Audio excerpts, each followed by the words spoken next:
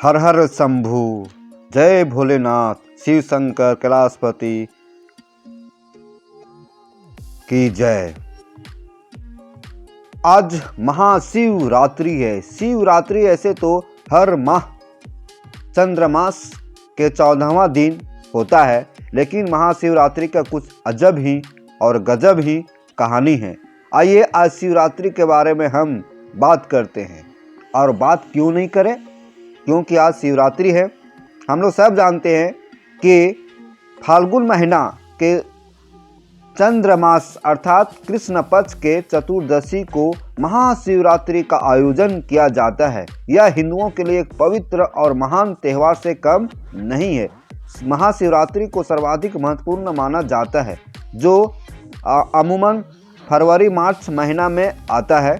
महाशिवरात्रि आध्यात्मिक पथ पर चलने वाले साधकों के लिए बहुत ही महत्व रखती है। यह उनके लिए भी महत्वपूर्ण है जो पारिवारिक परिस्थितियों में और संसार को महत्वाकांक्षाओं में मग्न हैं। पारिवारिक परिस्थितियों में मग्न लोग महाशिवरात्रि को शिव के विवाह को उत्सव के रूप में मनाते हैं। सांसारिक महत्वाकांक्षाओं में मग्न लोग महाशिवरात्रि को शिव के द्वारा अपने शत्रुओं पर विजय पाने के दिवस के रूप में मनाते हैं। परंतु साधकों के लिए यह वह दिन है जिस दिन वे कैलाश पर्वत के साथ एकात्म हो गए थे। वे एक पर्वत की भांति स्थिर व निश्चल हो गए थे। औगिक परंपरा में शिव को किसी देवता की तरह नहीं पूजा जाता है, उन्हें आदि गुरु माना जाता है। शिव को आदि गुरु परमात्मा के रूप में माना जाता है, पहले गुरु जिनसे ज्ञान उपजा। ध्यान की अनेक सहस्त्राब्दियों के पश्चात एक दिन वे पूर्ण रूप से स्थिर हो गए। वही दिन महाशिवरात्रि का था। तो वह दिन कौन सा था? महाशिवरात्रि। उनके भीतर के सारे गतिविधियां शांत हुई और वे पूरी तरह से स्थिर हुए। इसलिए साधक महाशिवरात्रि को स्थिरता की रात्रि के रूप में मानते हैं। साधकों के लिए महाशिवरात्रि एक विशेष रात्रि से कम नहीं होती है। महाशिवरात्रि अर्थात शिव का रात्रि, शिव भगवान का रात माह का सबसे अंधकारपूर्ण दिवस होता है। प्रत्येक महाशिवरात्रि का उत्सव तथा महाशिवरात्रि का उत्सव मनाना ऐसा लगता है मानो हम अंधकार का उत्सव मना रहे हैं। कोई तर्कशील मन अंधकार को नकारते हुए प्रकाश को सहज भाव से चुनना चाहेगा, परंतु शिव का शाब्दिक अर्थ ही यही है जो नहीं है। सत्यम शिवम सुंदरम, वह अस्तित्व और सृजन है। ईश्वर अस्तित्व और सृजन है। महाकाल है। जो नहीं वह शिव है।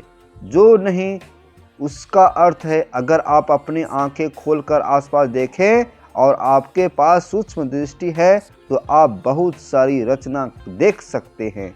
अगर आपकी दृष्टि केवल विशाल वस्तुओं पर जाती है तो आप देखेंगे कि विशालतम शून्य ही है। अस्तित्व सबसे बड़ी उपस्थिति है। कुछ ऐसे बिंदु जिन्हें हम आकाश गंगा कहते हैं, वे तो दिखाई देते हैं, परंतु उन्हें थामे रहने वाली विशाल शून्यता सभी लोगों को दिखाई नहीं देती है। इस विस्तार, इस असीम रिक्तता को ही शिव कहा जाता है।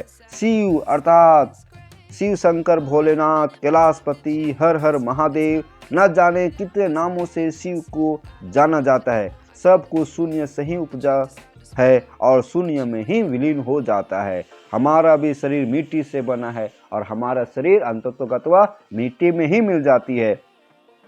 इसी संदर्भ में शिव आनी विशाल रिक्तता या शून्यता को ही महादेव के रूप में जाना जाता है। महादेव, नीलकंठ।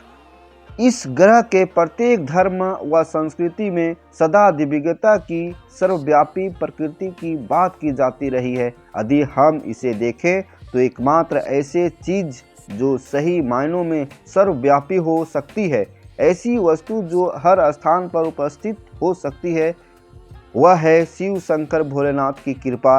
वह केवल अंधकार शून्यता या रिक्तता ही है। सामान्यतः जब लोग अपना कल्याण चाहते हैं तो हम उस दिव्य को प्रकाश के रूप में दर्शाते हैं। जब लोग अपने कल्याण से ऊपर उठकर अपने जीवन से परे हो जाते हैं, परे हो जाने पर विलीन होने पर ध्यान देते हैं और उनकी उपासना और साधना का उद्देश्य विलयन ही होता है, तो हम सदा उनके दिव्यता और अंधकार के रूप में परिभाषित करते हैं। महाशिवरात्रि एक अवसर और संभावना है। महाशिवरात्रि एक अवसर और संभावना है, क्यों नहीं हम इसका लाभ लें। हर मनुष्य के भीतर बसी असीम रिक्तता के अनुभव से जोड़ सकते हैं, जो कि सारे सृजन का स्रोत है। एक और शिव संहारक कहलाते हैं। शिव भोलेनाथ महाकाल से कम नहीं है। शिव भोलेनाथ को महाकाल की संज्ञा से नवाजा गया है और दूसरी ओर वे सबसे अधिक करुणामय भी है, सबसे दयावान है। वे बहुत ही उदार दाता है। जो कोई शिव शंकर भोलेनाथ से मांगते हैं उनकी असीम मनोकामना पूरी हो जाती है। औगिक गाथाओं में वे अनेक स्थानों पर महाकरुणामय के रूप में सामने आते हैं। उनकी करुणा के रूप विलक्षण और अद्भुत रहे हैं। इस प्रकार महाशिवरात्रि कुछ ग्रहण करने के लिए भी एक विशेष रात्रि है। हम इस रात में कम से कम एक क्षण के लिए उस असीम विस्तार का अनुभव करें जिसे हम शिव कहते हैं। यह केवल एक नींद से जागते रहने की रात भर न रह जाए। यह हमारे लिए जागरण की रात्रि होनी चाहिए, चेतना व जागरूकता से भी एक रात।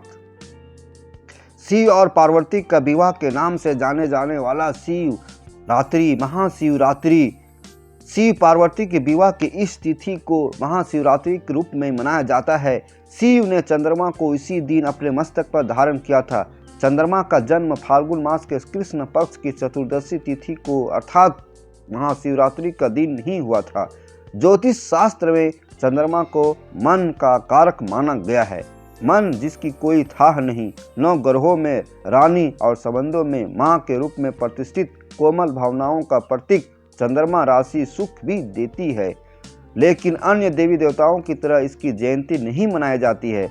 मत्स्य एवं अग्नि पुराण में ऐसा वर्णन है कि जब ब्रह्मा जी सृष्टि की रचना कर रहे थे तो उन्होंने संकल्प से अपने 10 मानस पुत्रों की उत्पत्ति की। इनमें अत्रि, अंगिरा, पुलस्त्य, मरीचि, पुलह, कृत, भृगु, वशिष्ठ, दक्ष और नारद थे। 10 पुत्रों में एक नारद भी थे। इनमें से अत्रि ऋषि का विवाह प्रजापति कर्दम और देवहुति की कन्या अनसुईया से हुआ। अनसुईया से दुर्वासा, दंतात्रेय और सोम नाम से 3 पुत्र हुए। सोम ही चंद्र के नाम से जाने जाते हैं। वैदिक काल में सोम का स्थान प्रमुख देवताओं में था।